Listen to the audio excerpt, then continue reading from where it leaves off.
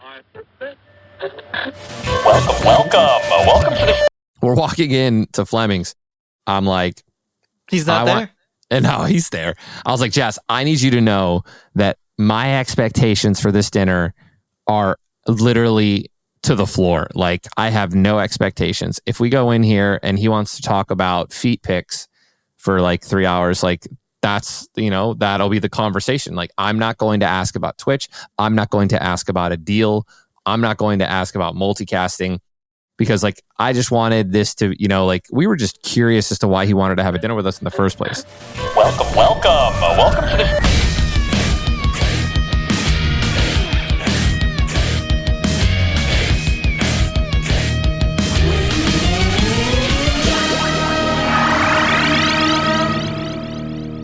It's time for another fire AFK with Ninja Solo Dolo episode Solo Dolo Bolo. Hold on to your butts because today we'll chat about my recent adventures, the exciting news dropping at TwitchCon, the epic When We Were Young festival, what flying private is really like, and yes, the gut-wrenching flop that was the Detroit Lions-Raven game. Oh, you had to put that in there, huh? You had to just... Dear God, here we go.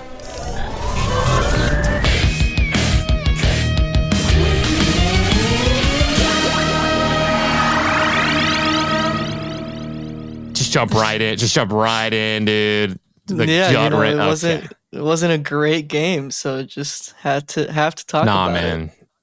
I was on watch, bro. Like that was like my 13th reason in Vegas. I was sitting there. I put for the first time, I put a lot of money down on the Lions to win. I put like 5,000 on the Lions win. Yeah, dude. You can never bet again.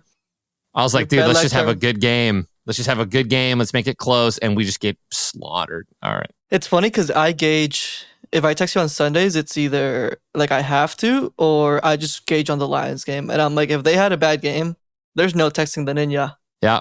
I mean, dude, I was tuned out for like, it took some crazy proper meditation to get myself out of the hole, like the mental hole that I was in after that, like, abomination of a game.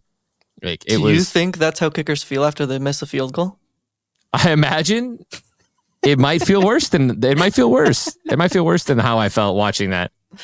Any meditation tips that you went through to help kickers in the future? No, I just drank a little bit, dude. That's what helped me out. Just just go see a monk, dude. Right?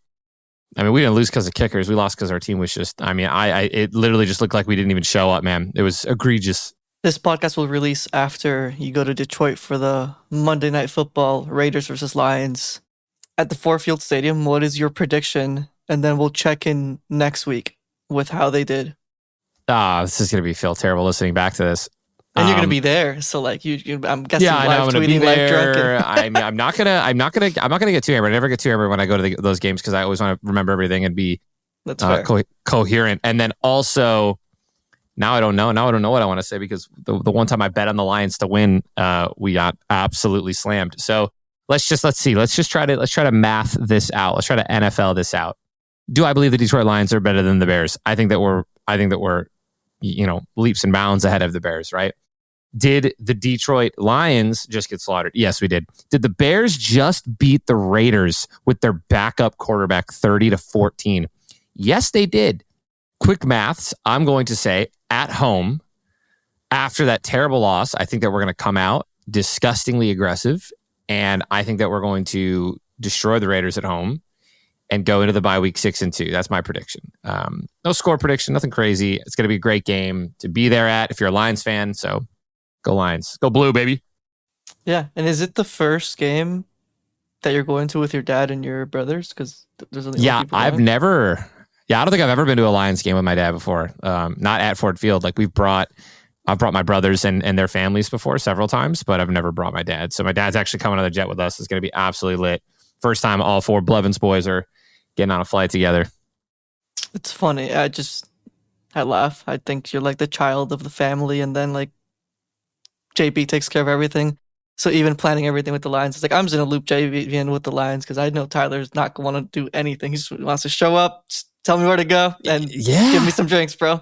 Dude, I mean, bro, that's how That's how I live. I've lived my life the last like 5 years, dude. The last like 6 years. It's been like, especially as Jess is my manager. It was so overwhelming to focus on streaming and focus on doing everything. So just having the schedule, having someone else run all that, it just makes it so much easier. Like, just tell me, like, point to where I need to show up and be, and then I'll do my job. Yeah. It's entertaining also because like we can just plan anything. You're like, I guess I'll just have to do it. I don't know. Yeah, got to do it, bro. But yeah, you also have sideline passes, so you'll get to re-meet some of the players and stuff like that, which will be fun. So yeah, I better make sure I don't say anything to them, dude, about the loss, and just I don't want to like get in their own heads before the game. I'm just gonna be like, I love you guys, man. Kill it, have fun.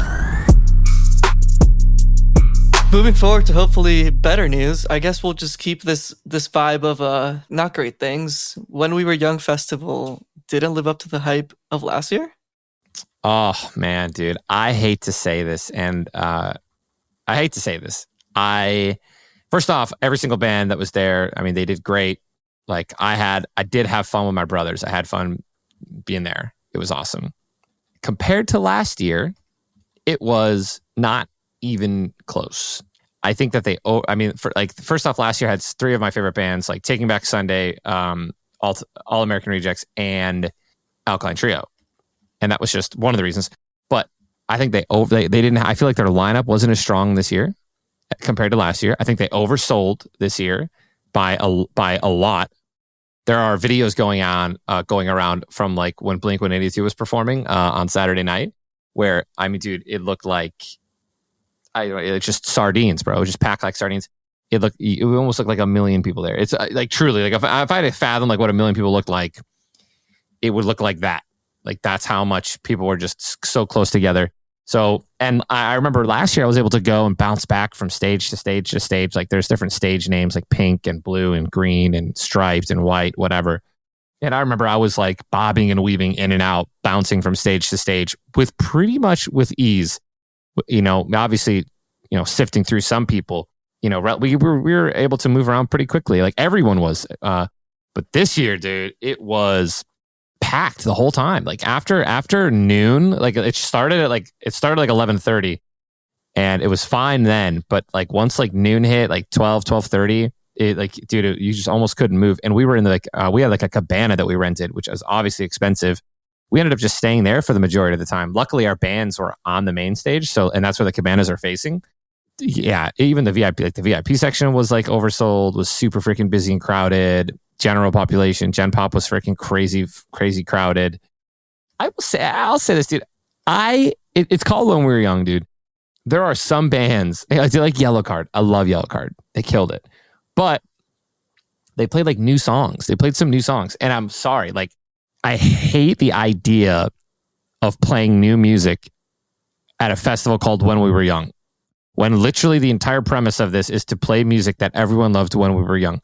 Like, hear me out. Like, not listen to the bands play their new stuff, even though it's like, dude, if these like talk about your new record, sure. If you have a new album coming out, sure. A new song or a new hit, sure. Like, take a minute, then take 30 seconds after one of your hits. Of your old hits and be like, yo, we have new music, give it a listen.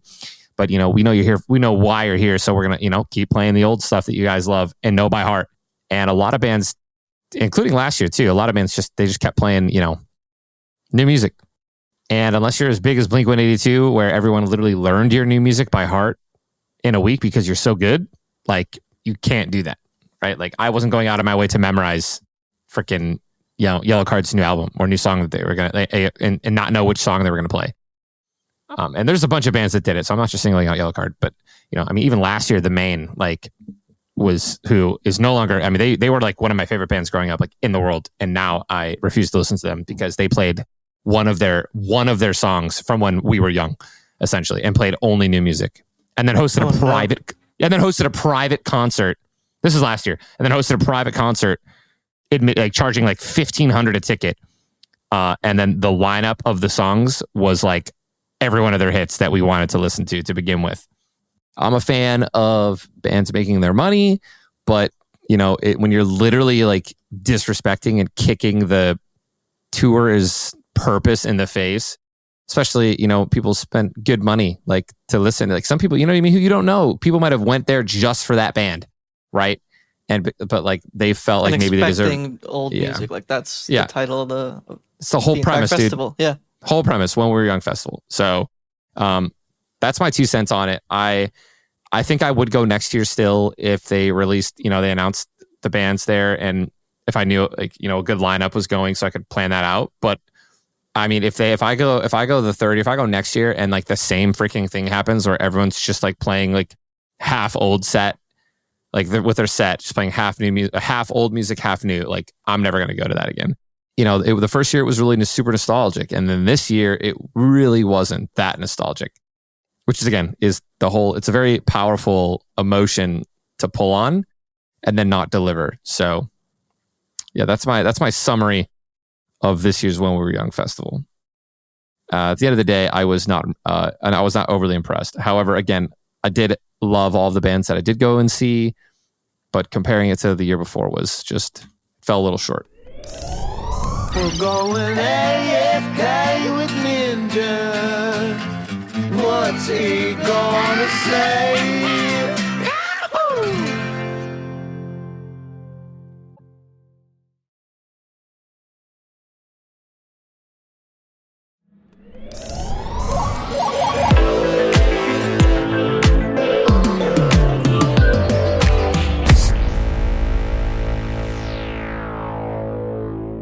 So travel, as most people know, I think, you fly private and you've done it for a couple of years. When did the flip switch where you were like, commercial is just not convenient and I'm getting too bombarded at airports where like I just need my own space and time?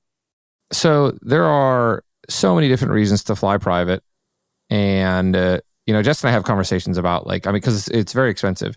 So Jess and I have conversations about it all the time. Extremely expensive. I see the number. It's extremely expensive.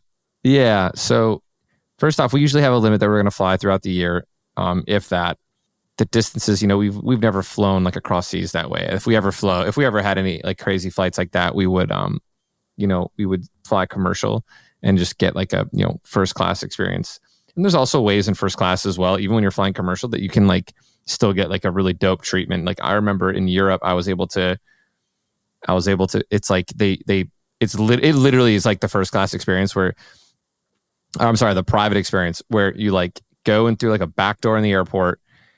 It's like there's literally pretty much no one there besides like a small TSA crew. They check your bag. You just kind of chill out in like a dope little environment. There's again like almost no one there. You're just chilling on couches. It's super relaxing. And then they come and pick you up in the car and drive you basically onto the plane. Like it's that dope. But when we started, like there's a lot of things that we think about before flying private. Number one, like, are we going to get, like, if we're going somewhere for an event, are we making that money back? Is number one, of course. Like, how much money are we making? Is it going to justify flying private? Number one. Number two, like, if it's not, is it still worth it? Depending on like the airports that we're going to be in, et cetera, and things like that, and like events we have surrounding it. For example, sometimes we have, I have like a streaming event or like a new Fortnite season drop where like my viewers and my numbers are really high, and like it's a high chance of getting great videos and great content for the next couple of days, and you want to be there and not be late. Jess and I had this experiment one time where we're like, okay, so we're 100% not going to fly private if what we're going for doesn't make us that money back and more, of course. So we're like, okay, let's be smart with our money. Let's do this. We flew. It was when I flew out and did, and I filmed in, I think it was Boston. I'm not sure, but I filmed the Free Guy filming. So we flew there and we did it like remote, or I'm sorry, not remote. We did it like there publicly, and we flew first class, which is, again, whatever. So we get there, it's dope, blah, blah, blah, blah, blah. We made pretty much pennies on it, right? We didn't make anything. And that was, again, why we only flew first class. Yeah, that was more of a press thing. It wasn't a pay thing. Yeah, pretty much, right? Like, we just wanted to be a part of something, bigger. I wasn't going to ask for a shitload of money. Like, I wanted to do this because I wanted to be a part of it. Then it happened. Like, the biggest fear, right, for me of flying commercial, which is like, dude, I already almost I don't have privacy. Like, it's the internet, celebrity, whatever, 21st century. I get it. But like there are like moments where I can be like left alone, and it's great. And for me, like when I'm flying private, like that's one of those things. Like that travel day is going to be so stress free. the flight's at 3:00. I leave at 2:30. I get there at 3. I walk on the plane. I take off. Yeah. Like that is the dream. That's what happens every time I do it. Like worst case scenario, sometimes there's a minor plane complication. Like beforehand, it usually gets fixed in the next 5 minutes and you're good to go. Yeah, or it's hey, we got to refuel real quick. Like, let's just refuel and go. Yep, we're refueling 20 minutes. It's like, cool, dude. Like, I'll just I go in the little mini airport with like 5 people or less, sometimes none, and you just get left alone, and it's relaxing. But dude, we go home. We're checking in to our hotel, to the airport. Right, we're getting our tickets, all this stuff. We get through, and we're in the platinum. Oh, the Amex Platinum Lounge? Yeah. Amex Platinum Lounge, United, whatever. Which is everybody's fucking there. Well, yeah, everyone's there. So I go there. There's a bar in there. I sit down with Jess, and we're sitting there, and we're just chilling. Dude, within 5 minutes, I have like parents coming up, like FaceTiming their kids without my permission, and like just shoving cameras in my face and stuff like that, and like say hi to my kids, all this stuff. And that happened for like 30, 45 minutes. I was already like sweating at this point because I'm already uncomfortable in like places like this. And airports just make me uncomfortable in general. Like I'm always just like hot and bothered and sweating. It's disgusting. Then the worst thing happens, which is we get a notification. Our flight's been delayed. Oh, shit. So now I'm only getting slammed and bombarded in just like, in a gross freaking airport. Like our flight's delayed 5 hours. Bro. Yikes. And this was when, and then this is a very important, like time is money, especially when you make a lot of it. Like I was making, and still am, but like was making incredible amounts of money when I'm streaming, like tens of thousands of subs, like, a month, thousands of subs a day when I stream. And like I remember there was like a big Fortnite thing coming up, like a new season, whatever. And the whole plan was to be in and out in a day. And our flight's delayed 5 hours. So instead of leaving at 5, it leaves at 10. And like, that's of course, if it doesn't continue to get pushed back. So like we ended up being stuck there for like an hour and a half in this lounge, just being constantly bombarded. Again, guys, like nowhere to go. Like literally there's nowhere to go. We're in the most private spot. And eventually we ended up just like, there's actually a jet that was there available to fly us home, which was like an hour and a half flight. And it was pretty cheap. So we flew that, and like we got out of there, and then the flight ended up being delayed like another like full day, and it wasn't even the weather; it was like plane issues and pilot issues or some garbage. And then that was the moment I told Jess, I was like, "Dude, they say Hulu ruins live TV or whatever. Like Hulu ruins, and then you fly first class, it ruins commercial." Dude, flying first class for work for you guys is like it just ruins everything because I'm like, I'm gonna go clean bathrooms back there now. Yeah, dude. Listen, bro, you take a shit with a bidet and it cleans your ass off for you. Bidets now ruin normal toilets. Like that's literally what flying like first class is like. It's one of those things that, again, we don't try to do it often because I understand the environment, man. Like I'm a huge, Jess and I recycle. We do all those things. We do, we donate to charities, etc., and also support companies that are all about that. And I know it might sound counterproductive or whatever. No, unfortunately, we're not rich enough to freaking donate the fuel emissions to what Leonardo does, because the guy's like basically a freaking 100 bajillion millionaire. But it's just like you guys are not on tour like flying every two days. Oh yeah, dude, we fly like truly to fly private. We try to do it like 4 times a year. It's like usually we have like a little bit more than that, but usually we have one Vegas trip a year, and we'll share an entire plane with me, Tim, and a bunch of us. So we all just do it once. We go there and back, boom, we're done. And then after that, it's like, events that I go to, and it's only a handful a year. So, but dude, yeah, it's a really cool experience. And listen, it is possible. Like, it's not something like, I'll never be able to do it. Like, dude, there are ways to do it, man. There are, so you might like look it up. There are ways you can actually like share jets with people where it's like, there's like an app. I don't know if it's an app or what, but you can basically like, if it's a 4-seater jet or a 5-seater jet or a 6-seater jet, you can basically just like pay for your seat on the jet, and you'll fly with strangers. I mean, it's the same principle. And it's a really cool experience. Yeah, there's that. And there's also empty legs. Sometimes a jet has to go somewhere, and they will just give you like a seat for a couple grand just so they can fill it up. Just a couple grand, dude, but just a few bones. Light work. No, I know it's cool though, dude. It's cool. If you guys ever get the chance, man, I think it's worth to do it once. I don't know, figure it out, make it make sense. Jess and I are super blessed that we were able to do that. When we do it, we love it, and we don't try to abuse it, of course, because we do love Mother Earth. Yeah. Hey, Chad, just work for somebody who can fly private, and then you just sneak in here and there. Exactly, dude. That's what you got to do, bro. Just throw yourself at somebody who does it naturally, and then you just, eventually you'll be there. Yeah, it was the weirdest experience doing the Lions game private. I was like, where am I? Yeah, you should come again this year, dude. You should come next week. Figure it out. Should I? I mean, dude, I don't think there's enough tickets. I can ask, but figure it out, man. No, it's no stress. No stress off my back. No, I know. I know that. Moving forward, do you want to talk about TwitchCon? Anything that you didn't go, so like, there's not a ton from TwitchCon. We're gonna jump into the meats of the announcement, but yeah, I mean, TwitchCon in general, for the first time in a very long time, I feel like it was generally positive, man. And it's funny that I mentioned this. Like, I knew. So I guess now I can talk about it. I knew that Dan was going to announce this.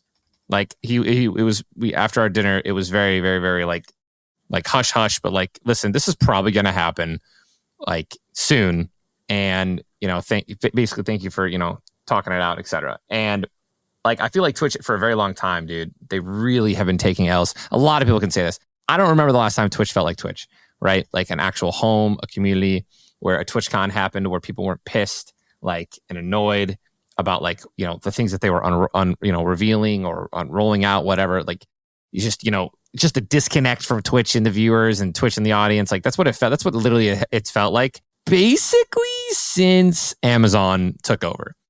I will say, and I said this I think I said this on the last solo episode where I was talking about Dan. I was like, I think Dan is a massive, massive benefit and W for Twitch. He's one of the first hires that I think they've made like a right decision for a very long time.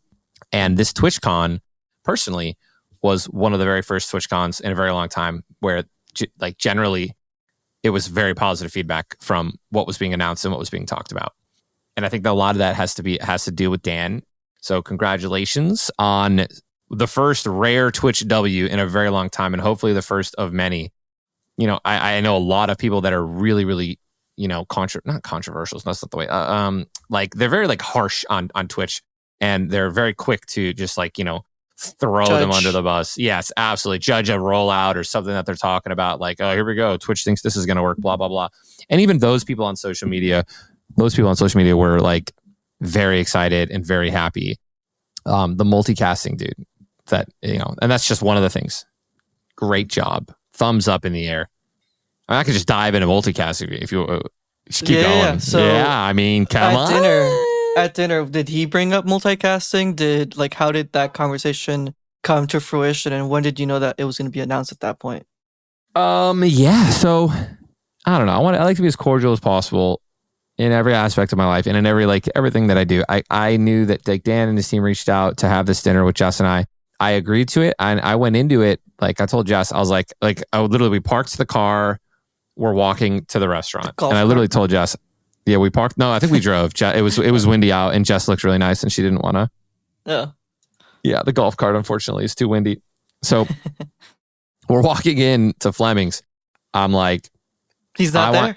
And no, he's there. I was like, Jess, I need you to know that my expectations for this dinner are literally to the floor. Like, I have no expectations. If we go in here and he wants to talk about feet pics for like 3 hours, like, that's, that'll be the conversation. Like, I'm not going to ask about Twitch. I'm not going to ask about a deal. I'm not going to ask about multicasting, because like, I just wanted this to, like, we were just curious as to why he wanted to have a dinner with us in the first place. And I really wanted to keep it like, not as professional, but almost as casual as possible. You know what I mean? Like, maybe he just wanted to get to know us like as people, and it had nothing to do with picking our brains. So that's how I went into it. And that's kind of how the dinner started for the first like 20 to 30 minutes. Like, we were just kind of getting to know one another a little bit. He was telling us about his wife and his kids. But ordering apps. Yeah. We're just ordering just a couple apps here and there, figure out what we wanted, and then I like halfway through, like right when our dinner gets there, like right when we order a bunch of steaks, right when they get there, he goes, and it was something like this, but I remembered him basically just saying, let's cut the shit, in like a joking way. And he goes, let's talk multicasting. And I was like, damn. Okay, Dan. I was like, okay, Dan, like what a way to just jump in. I was like, let's go. You want to talk about this? Let's talk about it. And then he's like, let me go first. And then he just goes, inherently, like when it comes to the idea of it, I'm not against it at all. And I was like, I like where this is going. And then I like this already. I was like, oh my God, I don't even like this. I don't have to say a word. This is just going to happen. And then he goes, the biggest issue with multicasting and our biggest fear is people pushing people off of the platform of Twitch and funneling them into another one. And like that, because like inherently that is the only way truly that Twitch loses like viewers, right? Is just when like things like that happen. Because at the end of the day, when it comes to their product, I think I don't think it's an opinion. I think it's very obvious that Twitch is a better way to consume live streaming. It just Absolutely. is. Like YouTube, in my opinion, like, and this is something else that he said too. When you're watching YouTube streams, bro, there's a bunch of shiny objects on the side of your screen the entire time. And you might not even notice it, but it's what happens. And those shiny objects are recommended videos, up next videos. Like they're just, unless you're watching full screen, there's always like some candy on the right side of your screen that is encouraging you to click off of the live stream. So that's like, and YouTube really is their number one competitor. When it comes to like enjoying the actual streaming experience. So that being said, he was basically just like, yeah, we're not worried about people leaving Twitch for other platforms, and then again, I also felt like I proved that streaming, multicasting for a year. If anything, I was pulling people from TikTok and other platforms and like bringing them onto Twitch because it was a better viewing experience. All in all, the issue was on screen, crazy ads, shoving and funneling people into other platforms. That was basically the issue with multicasting. And then making money while you're doing it, right? Imagine me multicasting the entire time to my 10,000 plus viewers every day at Twitch. And, for 4+ hours, and every single day, I'm just like, yeah, guys, go here, go to Kick, go to YouTube, go to Kick, go to YouTube. You guys should all be watching here. Donate and support here. Go here, go here, go here. Like eventually, like people are going to be, like if my fans are diehard enough, and a lot of fans are for other streamers, like they'll do that, right? And then boom, now they're losing Twitch viewership. And then this is happening, of course, by the millions because multiple people will be doing it potentially. So, which we were doing a little bit in the sense of like you were pushing people to YouTube to subscribe if they wanted to support. Not at a high level. There were multiple times where I wasn't even, I would say there were more days out of the week more often than not where I wasn't doing that. But yes, of course, correct. I still to this day have questions and people are asking and they're like, yo, man, how do I support? How do I sub on Twitch? And I go, well, you can't. You have to go to YouTube if you want to like actually, subscribe and be a part of that. And now I don't have to do that. And he was like, this is basically what you have to agree to if we're going to do this. And to me, again, it was, dude, it's a no-brainer. And it's what I wanted all along, right? It's what I wanted when I first invoked on this venture, for about making, $0 streaming for a year straight. Twitch is your humble home.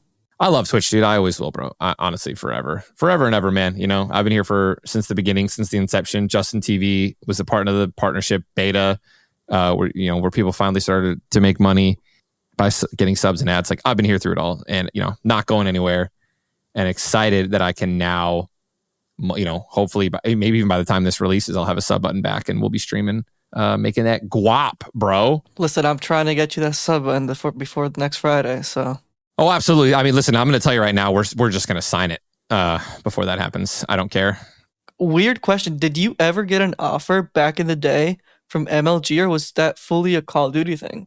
No, that was a COD thing, bro. I never got. At least, unless I like erased it from my memory, I don't think I ever got an MLG offer. Because I was like, in my head, that was like the first Mixer thing. It was like Nade and Scumpy and all those Nade people regrets that. Nade regrets that immensely. I think he got $1 million for it, if I recall, which $1 million to Nade Shot at the time was like, oh my God. Right? Yeah. But here's the thing though, dude, is he was pulling like 20,000 plus viewers on Twitch. Go about the house. Yeah. If he would have stayed on Twitch, bro, because like for the hours he was streaming, like he would have made infinitely more money and stayed more relevant from a content from a live streaming perspective. because Matt was always, I felt like before YouTube, before he started streaming, he was like a YouTuber. It's what like Nate shot the YouTuber, bro. Like him and the entire Optic Content House. It was YouTube. They were great at it. They knew what they were doing. And Nate Shot was one of the best at it early on. I don't think he realized how much money he could make from streaming yet. So when MLG flexed that $1 million deal for him to stream there exclusively, he was all, all googly boogly eyed. It was also so early in streaming days where like no one really had a contract or knew what it was. Oh yeah, bro. People were so lost. Like you're walking the path that has never existed, right? So you're going to see people make incredible decisions, and more often than not, people just absolutely fail and make terrible mistakes. Like I can't even. I literally right now I can't even think of something that is comparing to that, like at all. You and Mixer and all that. No. I mean, no. I mean, like a profession, right? Oh like, yeah. In the last 10 years, streaming's been around for like 12, 13, maybe even a little bit more on like the low end. But name a profession or a job that has allowed people to make millions of dollars that has like been born or created. GameStop stock. Yeah, dude, there it is. I don't know. Maybe maybe in the comments, dude. If you guys can think of something, let me know, because I really feel like Twitch is and just streaming and streamers. Yeah, it's like the newest thing. So a lot of people were going to make mistakes. FK with Ninja.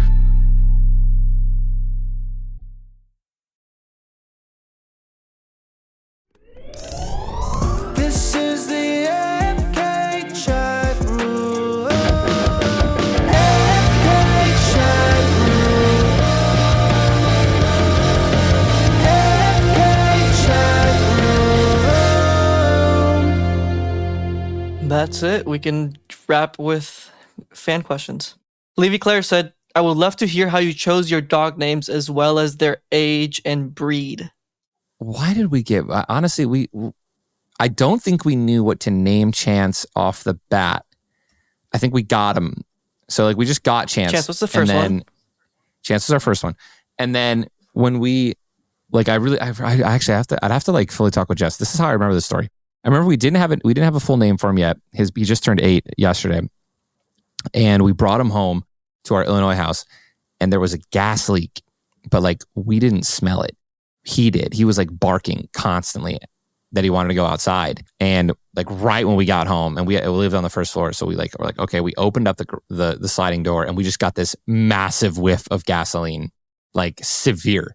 And we would not have. And then like we come to find out, there's a huge gas leak in our apartment that was like being like concealed in our closet or something like that.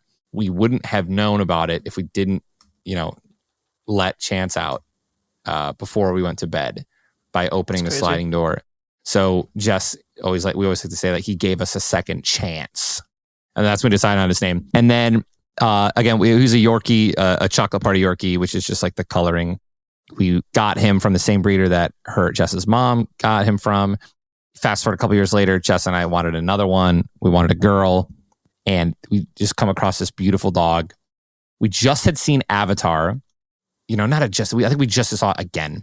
And trying to think of a name. And I was like, well, I love video games and you love that movie. I was like, what do you think about Na'vi?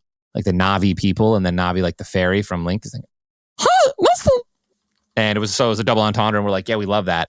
So then we named Na'vi. The queen. The queen, Na'vi, the queen. She's the queen. She is, dude. If you guys ever get the honor of being in her presence, please come up and ask for little pets, because she's super friendly. Loves belly rubs. Oh, dude, big belly rubber, and just the softest fur. And then of course we have our third, which is he's a mixed. We thought he was just a Chiweenie, which is half Chihuahua, half Wiener dog. Coming to find out, we did a DNA test. He's got like 5 different breeds. He's a little mutt, and we absolutely love him. He's my favorite. And Jess just gave me full naming rights for him. Pretty much, I said, let's name him Cloud from Cloud Strife from Final Fantasy VII. She loved it, and he's our little boy, the little troublemaker. He's the troublemaker. He's our COVID baby. We got him peak COVID, so he didn't see another human being besides Jess and I for like a year. and didn't know that they existed, and then also is very not friendly with other dogs. He's pretty much scared. He's not angry. He's more nervous. So He's gotten better with people. he's gotten much better in our house. But all in all, it would take a lot of rehab essentially and like positive reinforcement, which would, it starts with getting like a really, really confident dog to have around. And we don't really have those around us at our disposal. So unless we, hire Cesar Milan himself to come out or send someone to help with that. We're happy with the way he is. He doesn't dart out the door. He likes to stay inside and bark, which is perfect. So, we're good. We're good. Cool. Snizzy Fresh says, "Hey Ninja, do you ever plan on doing Ninja Vegas again?" Yo, Snizzy dog. Appreciate that you loved the first Ninja Vegas so much. As of right now, no. I think we actually had plans coming up. Yeah. I mean, it's something that I have interest doing again, but need the right people and the right time, the right opportunity to present itself in order to do it again. So I'll leave it at that. Noah says, "For you and Jess, what's your ideal number of kids, and do you have any names yet?" Ooh, I think that I think that Jess and I would be okay with just one. I also think it's one of those where right now we've been battling like back and forth about what we truly want. And we're both on the same page every single time we have this conversation, which is all that matters to us. If Jess and I if we fell in love with one, we would, I wouldn't see us stopping there. That's what I would say about the number. Really? Absolutely, dude. And then because I just know Jess and I, we're both very emotional. And if we could handle the first one, well, I think that we would probably go back for more, double dip, go back for seconds, Unless you get also twins. we might. Yeah, I was gonna say also we might not even have to because Jess is in every generation Jess has twins in her family, so she's prone for that. Damn. So we might, you know what I mean? Imagine triplets, dude. Three little ninjas just running around. Oh my same thing. god, bro, that'd be crazy. So, and then as for names, we have a bunch of names probably that we aren't going to use because there were a lot of people that were mean to Jess in her life. So if female names, if we had a little girl, I could list off a bunch of names that we're not going to call them. But no, we don't have any names yet. I liked Kyla a lot for a girl's name. Kyla. Is it Kyla or Kayla? Kyla. Yeah, you cannot have a boy because that boy will be bullied to oblivion by you. Yeah, dude, I would imagine. be scared to be that kid. Oh, absolutely. I'd fucking make him the best gamer in the world. I'll tell you that right now. That's number one. Or kicker. Oh, I already told everyone, bro. He's the first thing I'm doing. I'm just juicing up his leg. I'm gonna make him righty. I'm gonna make him righty and lefty. He's gonna be training with the monks at the age of 3. Cool. Moving forward, 2 more. The Wesso says, "How did you find out you love golf?" How did I find out I loved golf? I hated golf. One of those guys where you don't knock it till you try it. I think that's one of the most important sayings in the world. It's something that you should tell your kids all the time, and almost make them prove. Almost like just prove it. Like food for me growing up, don't knock it till you try it. There was some food that I loved that it just either it smelled weird or it looked weird. I didn't want to eat it or drink it or try it, and then ended up loving it. It's the same thing with golf, dude. I fell asleep to it as a kid all the time because my dad liked watching it. And to me, it was just boredom. That's literally what I was just like, wow, this just looks so boring. And then I just went out. Tim and Dennis were like, we'll rent you clubs, dude. Just come out with us. And I went out with them one time. I hit like one drive and I was like, oh my God. I'm going to come. I'm going to come. No, this is it. And I had a blast. And then it was over from there. And he still asks, Clancy World says, what's and I'm still dog shit. Yeah. What's any advice for somebody balancing a full-time job, streaming, posting content, and trying to stay healthy and have a social life? You can't do it all. No, you can't do it all. Cut the social life off, bro. That's the number one thing that is disposable. Your health is huge, important. Like eating well, healthy diet, walking around, getting exercise. Like you can easily squeeze in a 45-minute power exercise. And you got 8 hours. Let's say you worked 8 hours, or you got 16 more hours, bro. Meal prep. You could always also meal prep one week, right? And meal prep for the rest of the week. You can do that. to save time there for food. Obviously make it healthy. For me, my biggest thing that I cut off, I cut off all of basically friendships, relationships, and things like that. I was a terrible boyfriend when I was early on in my streaming career, especially even to Jess for like the first year, like and not knowing it. By the way, I wasn't like a piece of shit.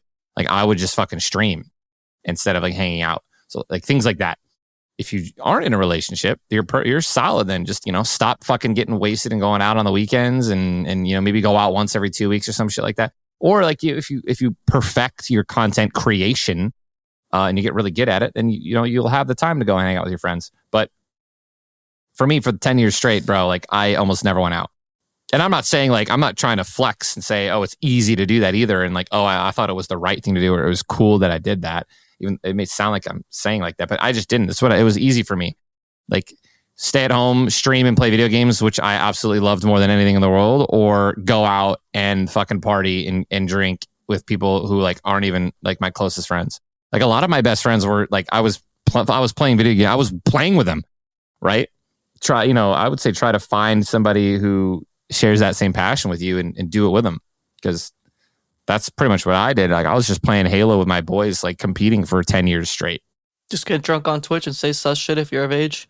Exactly, dude. There you go, bro.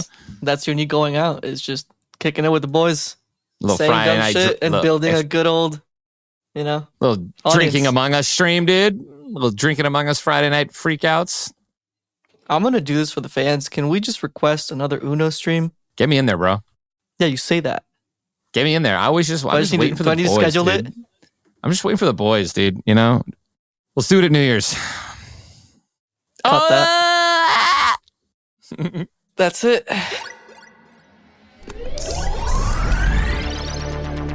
All right, cool. Thanks for listening, everyone. Appreciate it. I love each and every one of you. And if you guys haven't already, make sure you guys are following whatever you're listening on, Spotify, iTunes, Apple, whatever. Make sure you guys are subscribed as well. See you every Tuesday and Thursday. Thank you for tuning in and listening. Bye-bye.